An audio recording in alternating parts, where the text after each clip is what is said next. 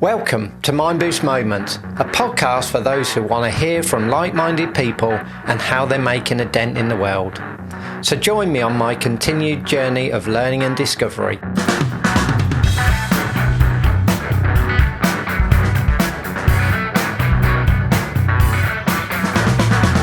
My guest today is Saad Qureshi of Managerial. My chat with Saad delves into his passion to support the next generation of leaders and managers, and how he has big ambitions for creating an amazing community of like-minded people with the superpowers to create outstanding businesses and connections.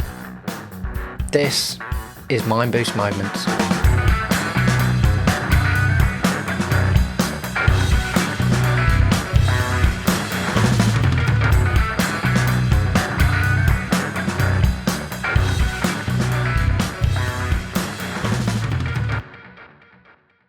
I want to make being a manager cool and fun and something to really aspire to and put more meaning behind it in really fun, accessible, interactive ways. So it's a play on mankind, manager kind, but also that word kind is so important because I struggled. I think I was really kind at the beginning, quite amenable, quite flexible. And I realized very, very quickly when you're working at a senior level, you've got to be assertive, you've got to be tough. So what I'm trying to do is create a workforce that's bold and kind at the same time, that can say the tough things with respect. So that's the bit that I love. It's my side hustle at the moment. I do it for free voluntarily, and hopefully I can make it into a full-time job. The bit that I do, if people are interested, they can go to managerkind.com. But also my day job is I'm head of strategy and transformation for a housing company. We have 700 properties around the UK, and I love transformation, that big scale stuff. A lot of it is psychology of people, actually, not just business process and systems and stuff like that. So that's a bit about me. Cool. I love it. I love it already when we're talking about manager kind. I'm almost going, right, how can we elevate that even more to say, let's be kind. Everyone be kind. Yeah. It doesn't matter what level you are, but it's got to start somewhere. Totally. And it's a great point. It's why I want to work with early career managers. So maybe, in their 20s, not particular age, of course, but typically my demographic is in that age range, even in their early to mid 30s. And as a result, the thing I say to them is, there is no one right way of doing things. Just figure out what your natural default is. There's some people who actually, can say the tough things. I struggle with that. But they struggle to come across in quite a diplomatic, tactful way and to connect with the heart. And so as a result, you lose people. You can have a great idea, but you lose people because you're not saying the right thing in the right way. Yeah. And some people in the beginning, I used to think it was just playing games. Like, why do I need to worry about how I say things, And I'm being kind. You would think being kind is a great trait.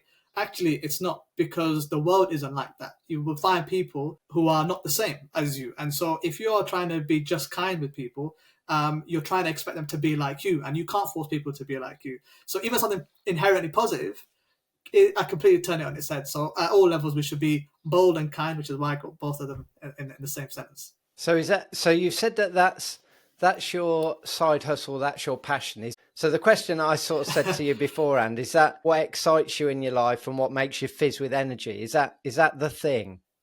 Totally. And if I can tell more of the story, I mean, my goal up until December 2022 was, I wanted to make it big. I wanted to be chief executive. I wanted to work with some of the household names. Back in the day when I graduated, I applied for HSBC, EasyJet, that kind of stuff.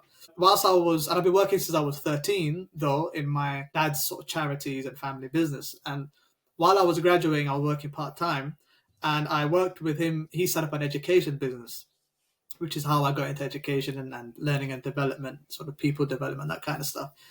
And so I never really got to explore those passions. But my aim was to always try and, deliver impact, make a mark, do something. Even if I wasn't known, that Saad was associated with this brand, like Facebook or WhatsApp's kind of level. It didn't matter to me. I wasn't doing it for that. I just wanted to know that I'd made an impact. And that's what makes me feel. Being able to make a difference. People are doing things differently, talking differently because of what I've helped with, even if it's purely from behind the scenes.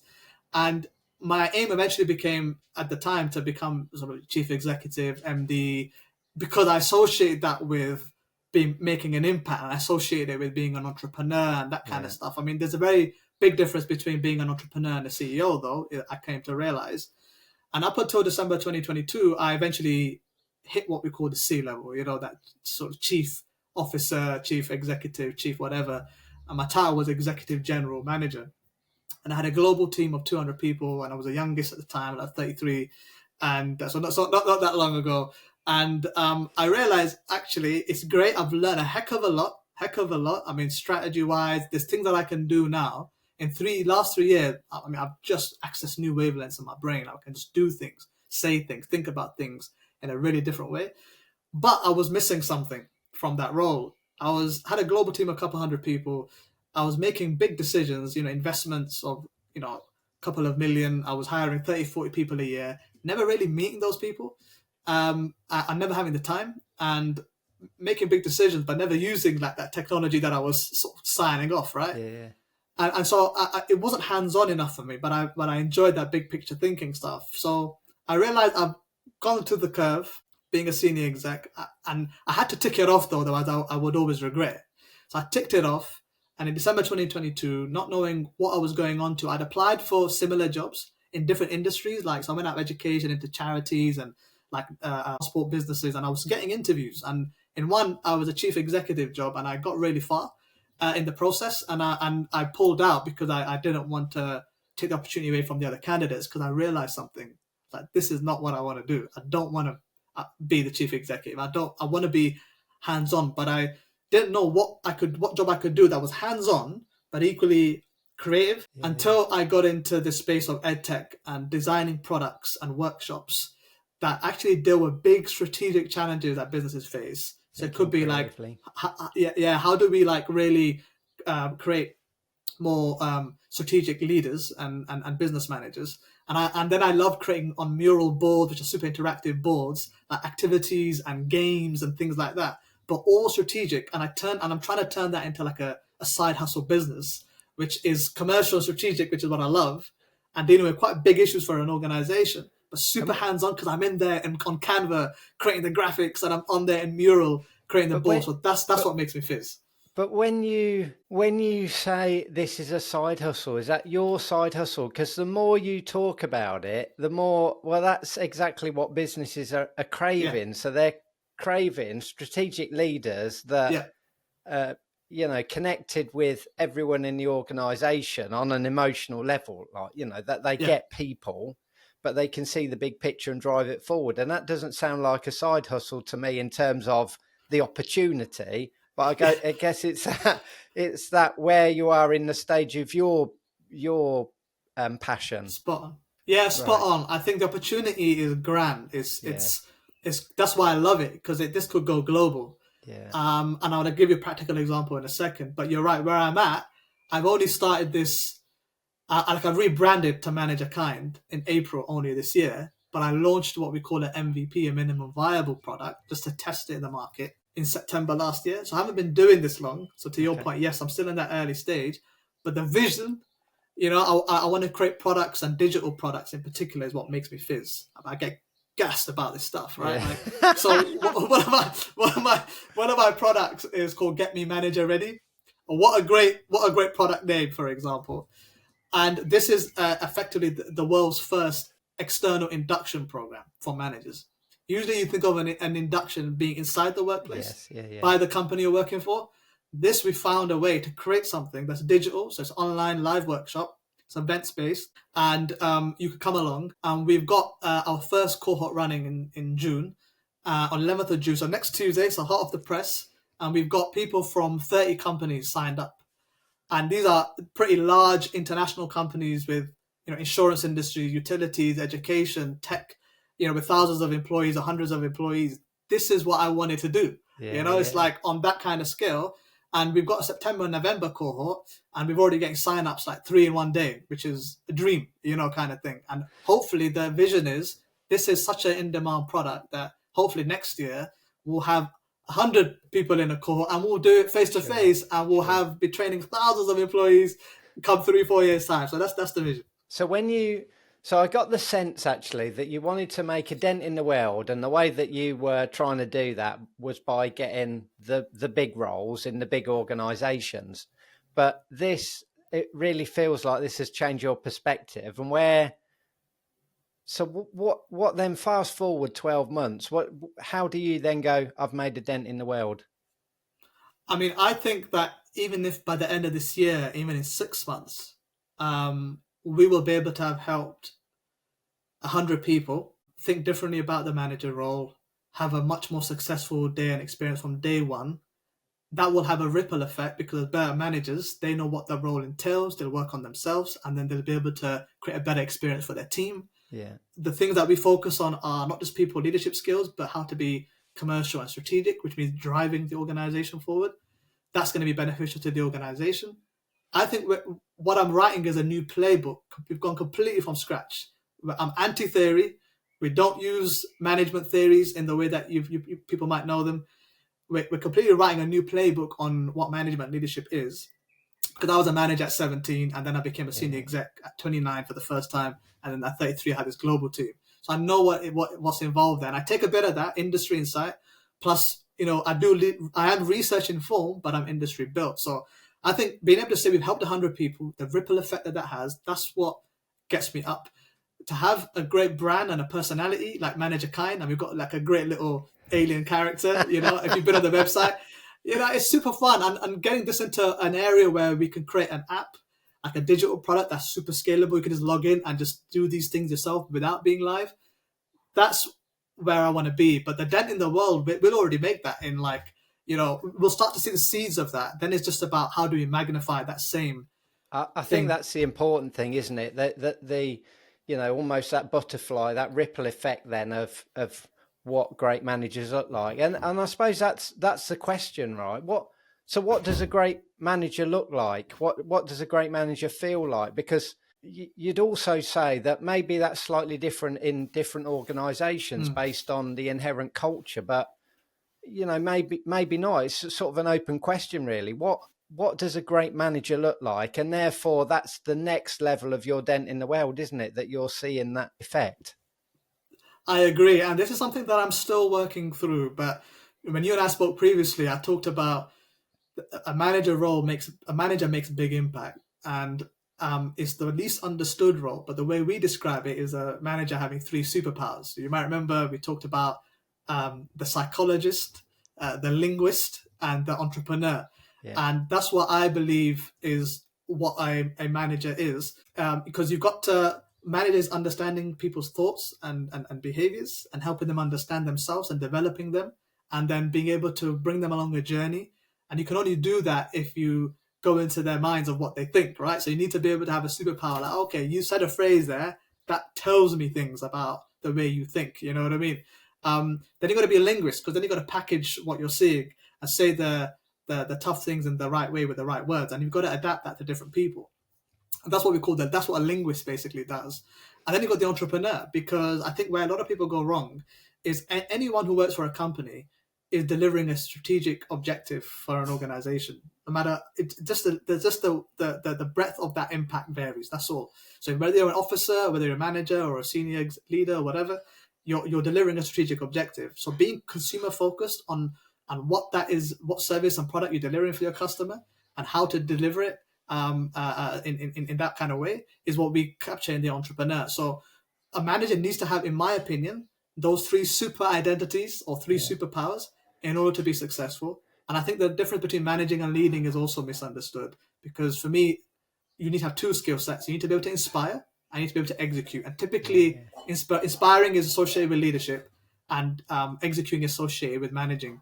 But I think manager is often seen, as we talked about previously, like an inferior role to leader, but it's inspiring and executing, that's all. But so I'm just thinking about that, and what's coming to my mind is, I mean, any C-suite would argue this, but a manager also has like transactional stuff that they've got to do. And like to some degree, a leader has got to do that as well. But if you purely say the difference between a manager and a leader, I mean, I actually think that a manager's role is more involved, because not only have they got the superpowers of a leader to some degree, they've also got the transactional stuff that they've got to do as well. Like what are the differences? I know that the phrase, you think, inspire and execute, but I just think that a manager's role is actually really complicated. It's very complicated because the lines are blurred now. Like I agree with you, the manager role is a lot more hands-on than a leader. But actually, I was a senior executive with I had 200 people, but I was still in spreadsheets and I was still writing minutes Yeah, for yeah, some meetings. And so I think some leaders have to, and they struggle with that, right? Like they struggle to knock themselves down a few pegs because they yeah, only like, I only do the strategic high level stuff. You don't call me for the, I have to yeah. create agendas and, I'll create PowerPoints and stuff like that. So I actually think the role of a leader is not just, sitting there from a comfortability of an armchair and sort of, directing from on high. But you're right. A manager's role is incredibly complicated because they're in the weeds, Yeah, and then to lift yourself up and take a helicopter view over the yeah. business or your department or your role is even more challenging because they're not in the conversation that leaders typically are in, which is where do we want to be 5 years from now, in 3 years from now? What do our customers really want? Managers don't get the time, in particular, to ask those questions. Do you think so? Do you think everyone has got the capability to have those superpowers as a manager? I personally believe so, and I'm a good example of it. And I appreciate everybody's different. It's how much do you want it, and how much do you want to grow? And if I said to you, look, like when you think of superheroes, and you say, what power would you like to have? The ability to fly, or the ability to transport yourself. Immediately, everybody starts engaging with this. Yeah, I'd want to transport because then I could transport myself on top of a building. I don't need to fly. Or no, I would want to fly because then I could fly at speed. You know what I mean? But when you speak about like business skills, people don't really associate with that like superpower. I mean, I can think about things. So I'm a visual thinker now. I wasn't strategic 3, 4 years ago, but I had to be because I was at this level, right? Think about 5 years from now. I would rush to this solution and all that kind of stuff, right? It's like a reaction. You kind of can't control yourself. I had to stop and stay more in the problem space. Now, some people are so stubborn they don't see the value of that. Like I just Mm. stack skills. I'm just stacking superpowers at this stage. Now, why wouldn't you want to? Like I can Yeah, see yeah. things in 3 minutes that used to take me days to see before.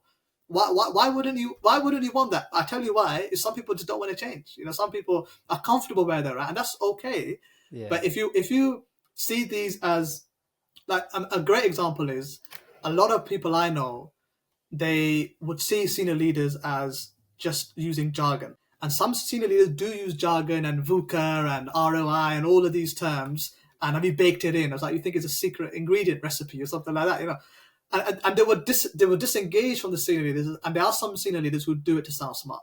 But I wasn't like that. I flip it on its head and I say, actually, I want to learn what that thing means. Because these guys have got it from somewhere, right? And I realized baked in actually means, is it in the budget? It's a financial term. Have you baked it into your budget? Right? So when I go now, so it's like learning a shorthand, like learning Chinese language, right? Wouldn't you want to learn Spanish? Sounds sexy, right? I'm saying I'm learning business language, right? So I go speak to my boss now, and I cut through all the BS, right? And I say, "Hey, mate, listen, listen. We've not baked this into the budget, but I I'm like to going to put it talk into." really sexy to you now. Yeah, that's what to him it's sexy. It's not sexy to me, but to him it's sexy. So I'm saying I would have baked this into the budget for H2, and I think we'll come on track by the end of it, by year end. So that saying that one sentence would have taken me 5 minutes to say in some roundabout language they wouldn't understand. You will not speak English to a person who speaks Chinese. Yeah, yeah. So, but there's people who don't want to learn the language because they've told themselves this management speaks jargon. I don't want anything to do with that. So that's Yes. the difference between someone who wants to learn superpowers. It's hidden within you. You just need to harness it. You see super movies. They don't know they've got the powers. All of a sudden, through some mentor training, they start to unlock it. And people think Oh, hello. people think I'm chatting, but I've been there. I've done it. I had no superpowers, and I've got them. So Do you know, I wonder how many people, when you say, like, what superpower would you love? How many people say, I'd love the ability to stack superpowers. So yeah, then I'm not just limited to one. And the other one I'm just thinking of is how many people would say, I'd love the superpower that enables me to connect with everyone on a deeper, meaningful level and inspire them to do stuff. Like, because most people just go, I want this power for me. And then that elevates me rather than go, I want a I love it. superpower that brings everybody up. You know what? Now you're getting into the protagonists and the antagonists in these, and these villains and the heroes in superpower universes, right? Yeah. You're absolutely right, because a bad leader, right, wants the power but for themselves, right? Yeah. Like you see in these villains, and then and they get tempted, you know, and even if they start off with great intention, they get tempted by the power that be, you know. But a great leader actually says, I want to acquire this ability so I can be better for humankind or manager kind. So how? I'm just thinking like a lot of the references that we have in terms of leaders and managers and inspirers are like these global leaders that you see on the TV, which you go, my God, if that's a state of leadership, I'm not sure that it is something that I want to do or can do. Why do we not so often hear about these amazing leaders in these organizations that say, they're just bringing everybody on, elevating everybody and bringing the best out of people? Because like media and the chat always bases everything on how profitable are the business, how many people have they got in the organization. They never seem to focus on how amazing the people feel. Like, what's the feeling that everyone's got on a Sunday night to go into work on a Monday morning? Like, why is that? It's a good question, and I don't know, right? Like, because it's like, what makes good media news? Apparently, there was this newspaper that was only focused on happy stories, and it went out of business. Yeah. Because nobody wants to know positivity. Although you hear people who say, every time I flick over my TikTok or my phone, it's like this bad stories, you know, and maybe there's a time and place for it now, but I think there are quiet leaders out there who are doing amazing stuff. They're not even in the Fortune 100 or the FTSE 250 or whatever, but they're doing amazing things, you know. And I used to do a lot of stuff. I didn't always used to focus on my relationships with people because I just always had the right intentions, and I thought that would carry me. And actually, that's not the case. Sometimes people, even if you've got the right intentions, people actually just misconstrue those intentions, and then you have to start communicating about explaining why you want to take that approach. You've got to then include them, which helps them understand from the beginning. So I've learned a lot about leadership, and all these questions you're asking me, I've had to really turn it on its head about why me, why do I have to change? Yeah. And that's what the leader, if you get into leadership space, that's what you find, that you have to change more than anybody that you're leading. And that's how you actually become a leader. You've got to continually want to grow, continually want to change, even if others aren't changing around you. And it's so hard because it's incredibly stressful, because you've got to keep holding the mirror up to yourself. There. Yeah. And it's like you're taking shots at yourself. And there's only so many shots you can take. But I've developed a bit of a resilience now to kind of do that with myself. And that's what you have to do as a leader. And again, I can really empathise with that, because that's sort of been my journey as well, is not really prioritising people, but prioritising, well, what's the outcome? How do I execute on this? And then, over the last sort of few years, or sort of 10 years really, going, actually, the power is in, collective elevation and really helping everyone. And how do I understand other people? And, what's prompting that response? I need to understand that more rather than just dismiss it. And so I really understand that. And it is a challenge to sort of go, I want to keep doing this. I want to keep on that journey. What sort of piece of advice would you give then to a sort of a manager that's not new, that is through that journey as well, to go, this is what you need to do, and this is how you've got to stay true to it? The thing that I always focus on, and I've coached I've lost count, hundreds of managers. We keep going into the what and the how very, very quickly. The bit that I come back to is the why. It's like, why is it that we have to be like this? And help them understand that it is a choice to be a manager. And most people don't understand the role of a manager. So the first thing I do is focus on role clarity. So like, why do a lot of people don't go into sports? Right? A lot of people do, but a lot of people don't. It's because you have to have an incredibly tight food diet. You have to make sure that you're looking after your physique and your health. And they love the lure of being a celebrity and playing a game. But those two things, unless you clarify that, they're not going to know, okay, but this is what else comes with that role. And there's some roles that even if you've never done them, like I've played football, but I've never really gone for a team, but I know that that's what it involves.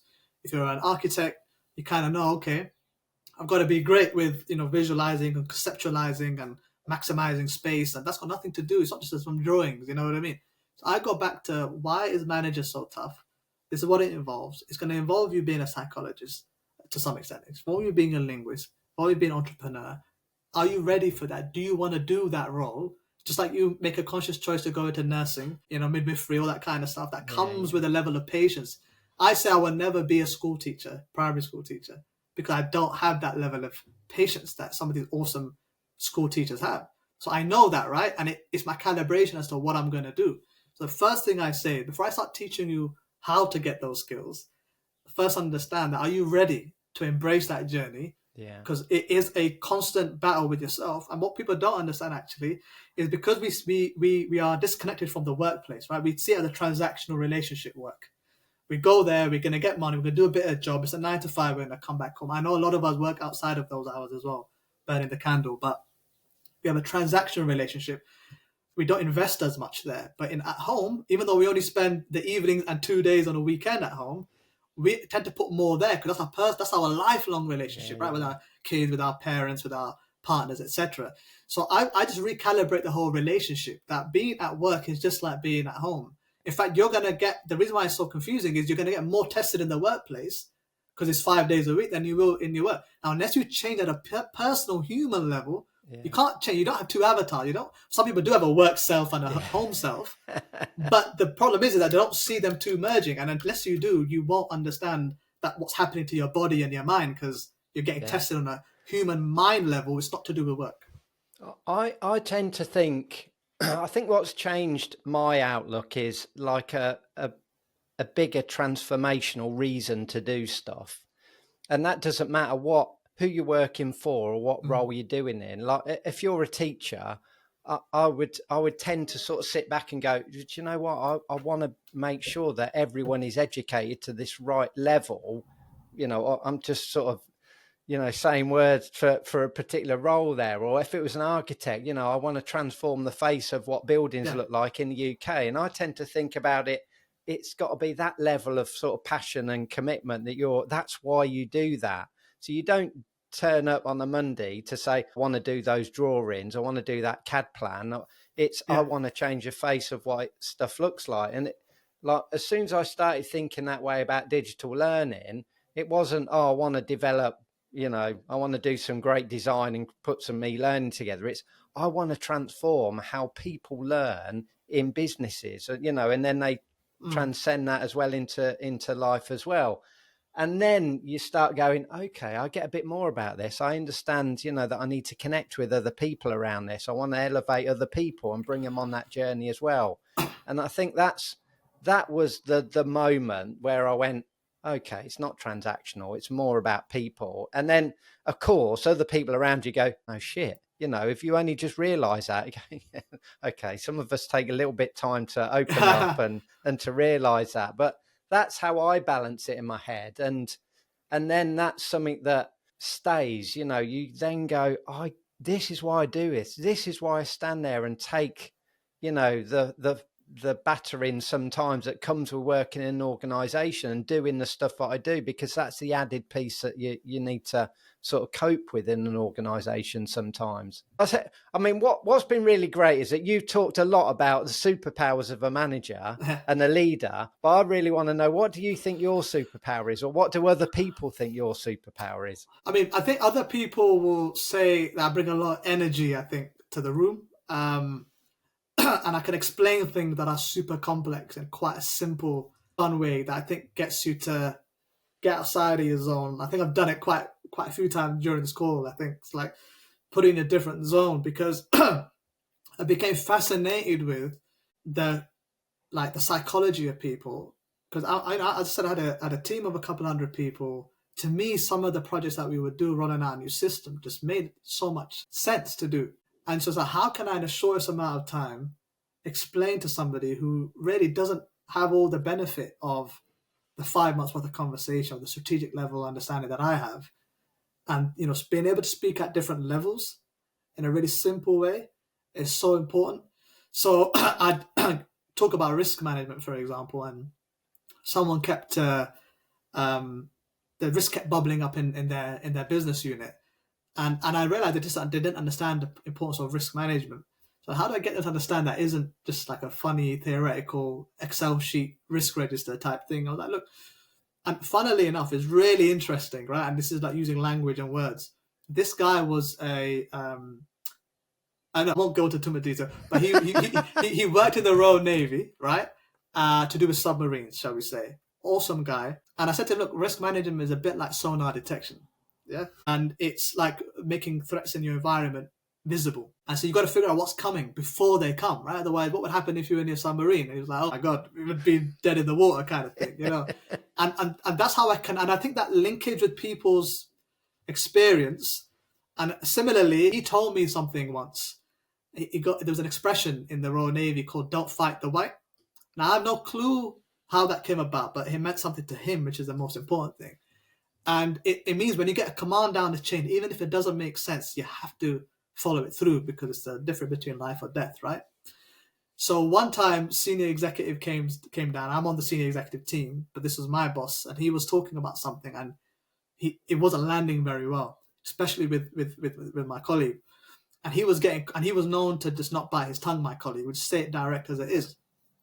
I pulled him to the side slightly and I said, mate, I hear you, you've got a valid point, but don't fight the white. And he just smiled at me and he calmed right down. And people asked me, bloody hell, what the hell did you say to this guy to make him calm down? And it's like being kind, connecting with people, using language. Yeah. I think that's probably, but I didn't always have that, by the way. I've had to learn how to do that. So that's probably what I think people would say because they've said it to me in that kind of way.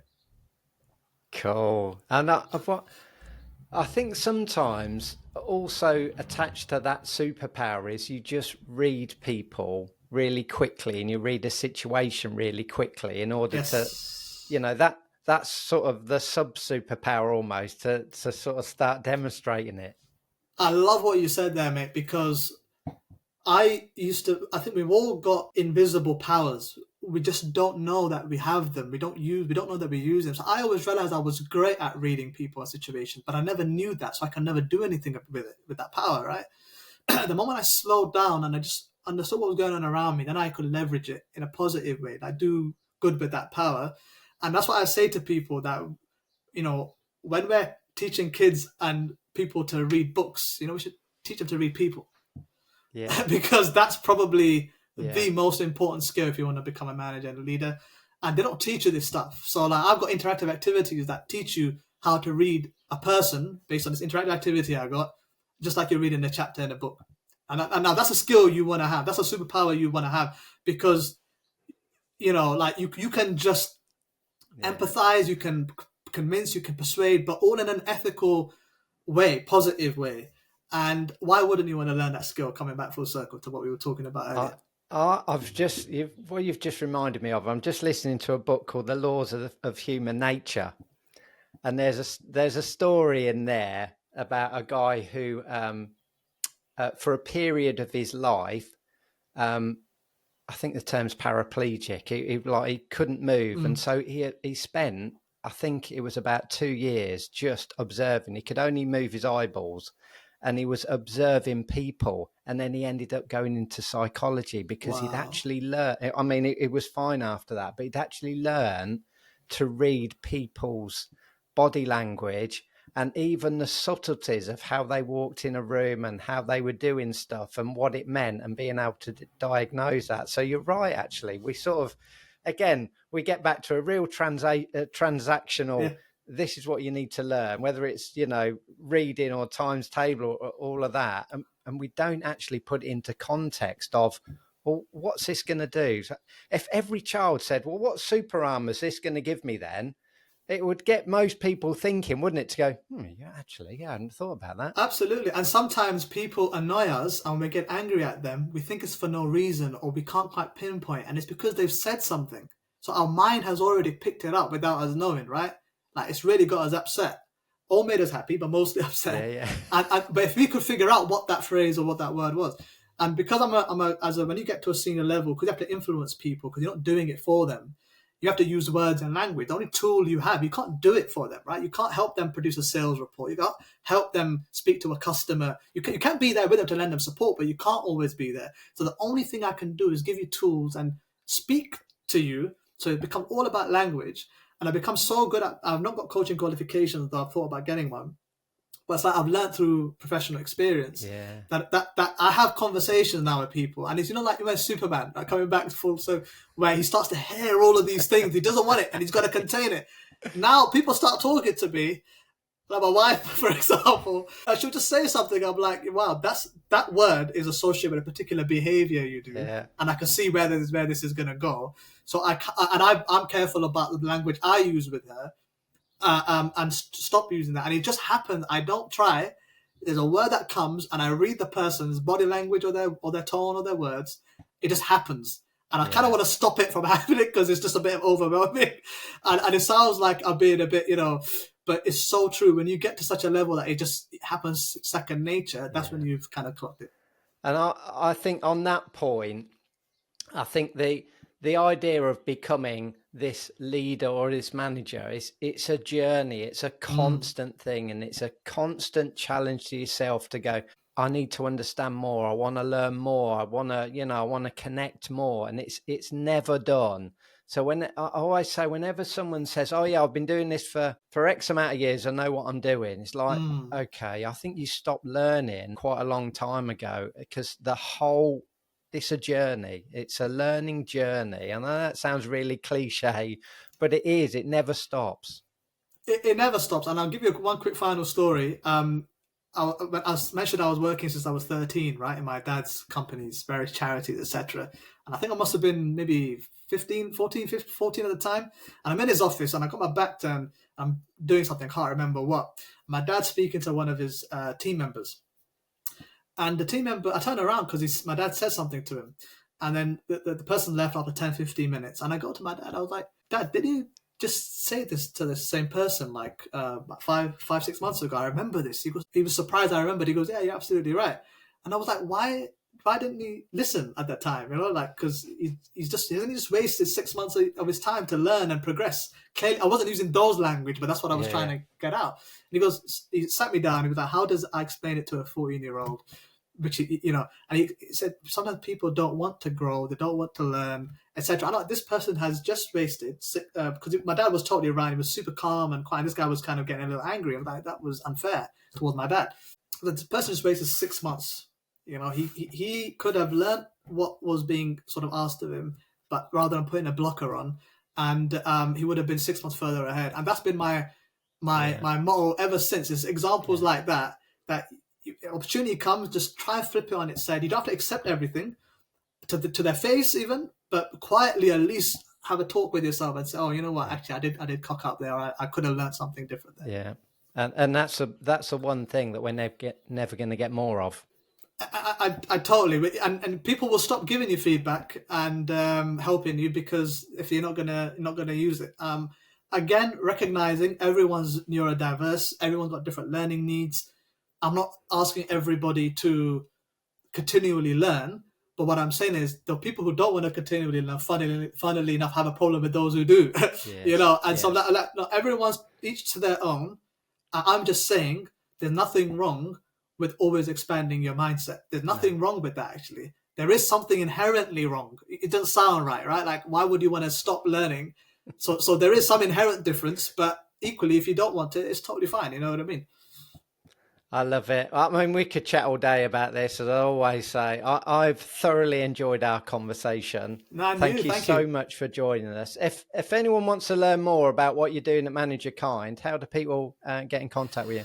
Best way is LinkedIn. So Saad Qureshi or Saad Qureshi. And if you type in Manage Your Kind with that, you'll get me. Or go to www.manageyourkind.com and just engage with some of our live content. Yeah, look forward to seeing people love it. Fabulous. Thank you so much for joining me. A pleasure. Thanks for having me. This has been Mind Boost Moments. If you enjoyed this conversation and want to hear more, subscribe wherever you get your podcast from. And if you want to learn how Mind Boost can really add feeling and emotion to learning experiences within your business, check out our website at mindboostlearning.com.